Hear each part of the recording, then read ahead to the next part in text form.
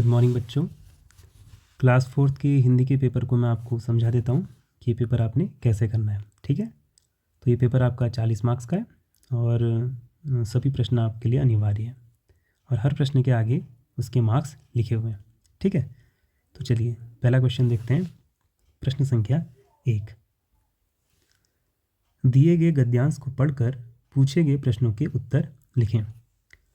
आपको यहाँ पर ये गद्यांश दिया हुआ है, आपको इसे पढ़ना है और फिर इसके जो प्रश्न नीचे लिखे हुए हैं इन प्रश्नों के उत्तर देने हैं।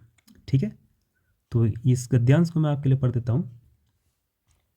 एक था राजा।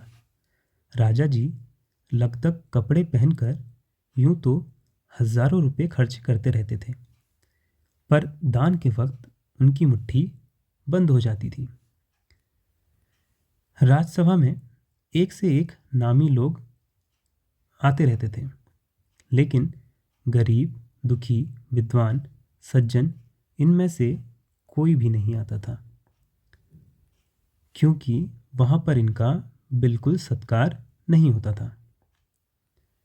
एक बार उस देश में अकाल पड़ गया। पूर्वी सीमा के लोग भूखे प्यासे मरने लगे। राजा के पास खबर आई। वे बोले, यह तो भगवान की मार है, इसमें मेरा कोई हाथ नहीं है। तो बच्चों, ये था गद्यांश। ठीक है, अब इसके आधार पर जो प्रश्न है वो आप देख लीजिए।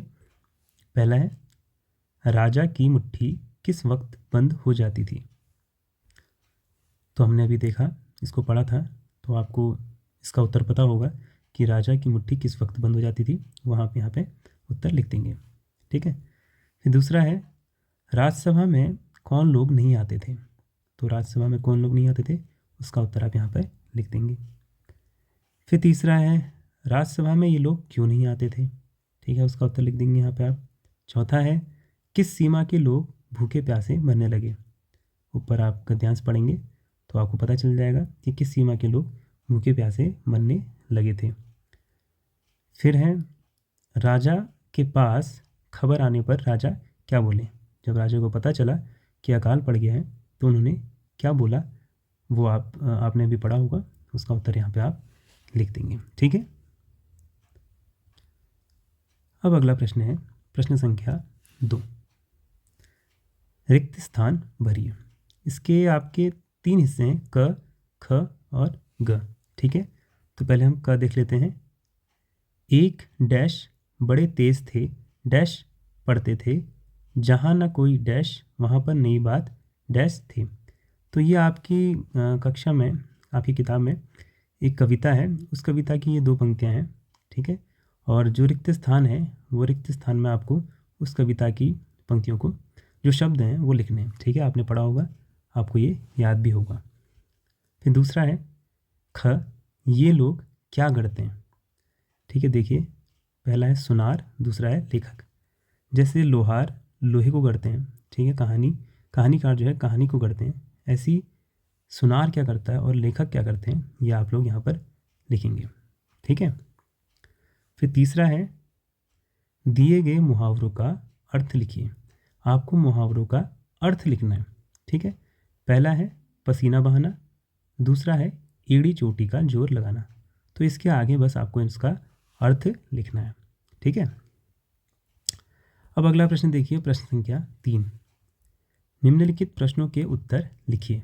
आपको जो ये प्रश्न दिए हैं इनके उत्तर आपको लिखने हैं। ये प्रश्न आपकी किताब की ही। ठीक है, पहला है, बच्चों ने खाने पीने की चीज़ों को छींके पर क्यों रख दिया था। ठीक है, क्यों रख दिया, तो इसका उत्तर आप जानते होंगे, यहाँ पर आप लिख देंगे। इसी का दूसरा प्रश्न है, हुदहुद को कहीं हजामिन चिड़िया और कहीं पदुबया के नाम से पुकारते हैं, क्यों। तो इसका उत्तर भी आप यहाँ पर लिख देंगे। फिर है प्रश्न संख्या 4। नीचे लिखी चीज़ों की विशेषता बताने वाले शब्द सोचकर लिखें। ठीक है, पहला है डैश चींटी, दूसरा है डैश नमक। विशेषता, जैसे मीठा लड्डू। ठीक है, तो लड्डू की विशेषता कौन बता रहा है, कौन सा शब्द बता रहा है, मीठा। तो ऐसी ही पीला लड्डू भी बोल सकते हैं, मीठा भी बोल सकते हैं। तो आप अपने मन से चींटी के बारे में या नमक के बारे में इनके कोई गुण, इनकी कोई विशेषता बताने वाले कोई शब्द अपने मन से सोचकर यहाँ पर लिखेंगे। ठीक है, तो ये तो था चौथा प्रश्न। अब है प्रश्न संख्या 5। इस प्रश्न को देखिए, दिए गए शब्दों के विलोम लिखें। आपको विलोम शब्द लिखने हैं, उल्टे अर्थ वाले शब्द लिखने हैं। पहला है बुद्धिमान, दूसरा है विश्वास। तो इनके विलोम शब्द क्या होते हैं आप लोग जानते होंगे, यहाँ पर आप लिख देंगे। ठीक है, फिर है प्रश्न संख्या 6। दिए गए शब्दों से वाक्य बनाइए। ठीक, आपको वाक्य प्रयोग करना है, शब्द आपको दिए हैं, बस आपको वाक्य बनाने हैं। पहला है मन, दूसरा है मगर। ठीक है, तो आपको इनसे वाक्य बनाकर यहाँ पर लिखने हैं। फिर है अगला प्रश्न, प्रश्न संख्या 7। यहाँ पर भी आपके 3 भाग हैं, क, ख और ग। तो हम पहले क देख लेते हैं। नीचे लिखे शब्दों में सही जगह पर बिंदी या चंद्र बिंदी लगाइए। ठीक है, बिंदी या फिर चंद्र बिंदी लगानी है। ठीक है, तो यहाँ पर आपको 3 दे रखे हैं।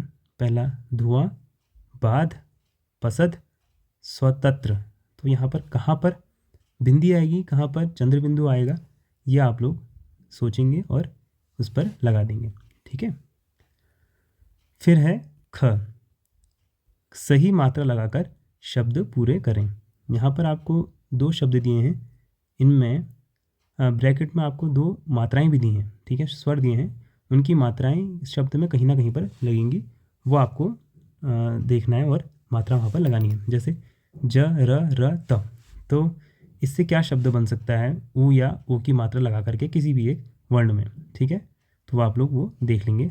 दूसरा है च, म, क, ला। तो यहाँ पर किसी एक वर्ण में ई या बड़ी ई की मात्रा लगेगी, तो आप उस वर्ण पे उसकी मात्रा को लगाएंगे और शब्द को बनाएंगे। ठीक है, तो ये था ख। अब देखते हैं ग। उचित विराम चिन्ह लगाइए। ठीक है, अब विराम चिन्ह क्या होते हैं, जैसे कॉमा है, ठीक है, पूर्ण विराम है, ठीक है, प्रश्नवाचक चिन्ह है, ठीक है, विस्मयादिबोधक चिन्ह है।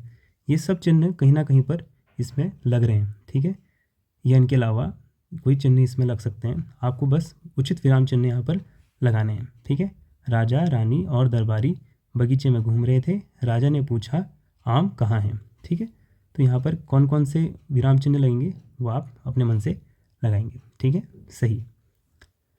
अगला देखिए प्रश्न संख्या 8। नीचे दिए गए विषयों में से किसी एक के बारे में लिखिए।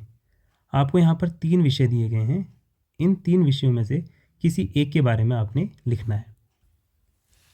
आप अपने मन से कुछ वाक्य इनके बारे में लिखेंगे।